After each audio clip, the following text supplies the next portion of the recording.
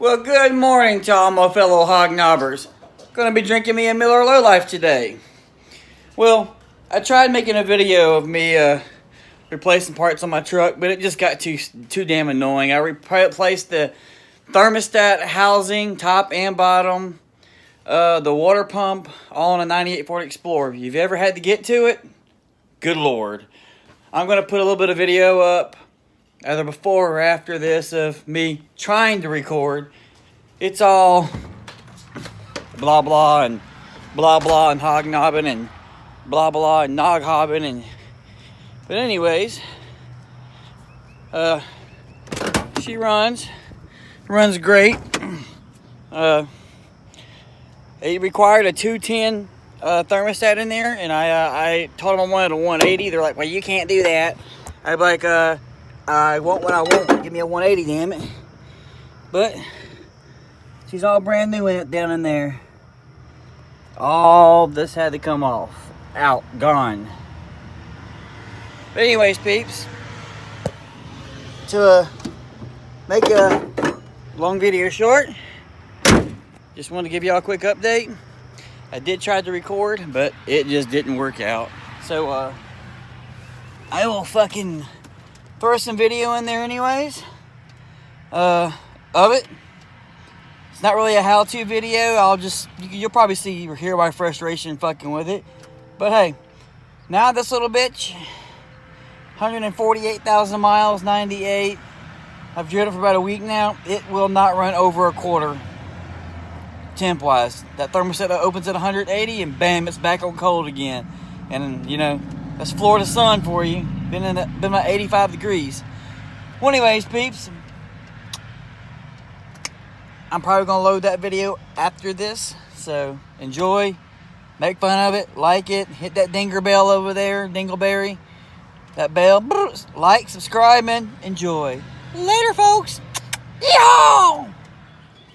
Okay, my fellow peeps, today we are gonna do a how-to video, I don't know, on how to replace a thermostat housing, and possibly a water pump.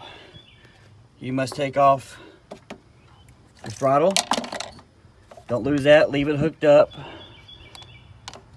You must take off 3 bolts here to your top mount for your thermostat housing. This can stay. This is gonna come off. You unplug your breather and all that good stuff. That's self-explanatory. And you're probably going to drain your fluid. You have to go on the bottom of the engine, or the bottom of the frame, where your radiator is, and take off 2 and 2, and save that, 'cause that's basically a cover for all your coolant lines and transmission lines and etc. But yeah, I'm going to try to get in there and get that out. Kind of take a picture when you first start so you know what you're going with. Disconnect your battery. I took mine out to use it for that. But yeah, I can say that I've had a leak for a while. And yeah. But anyways, I bought me about 7 months by using bar stop leak, the powder substance. It did work, but I ended up cracking my bottom of my thermostat housing. And now we're replacing it. Later.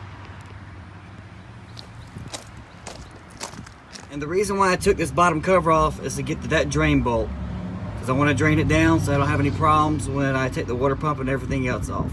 But that bolt right there. Now look, folks, in this video I don't claim to be a mechanic. I'm just self-taught. I've had some flack before, whatever. It served me well.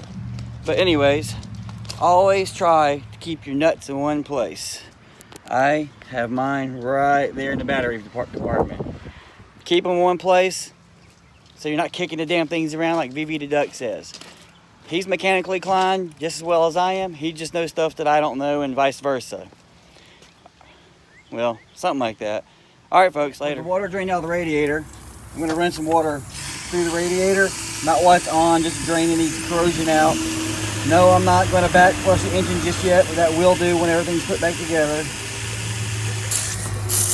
But that's about all I'm putting in there. I'm going to let it drain out, just to clean it out a little bit.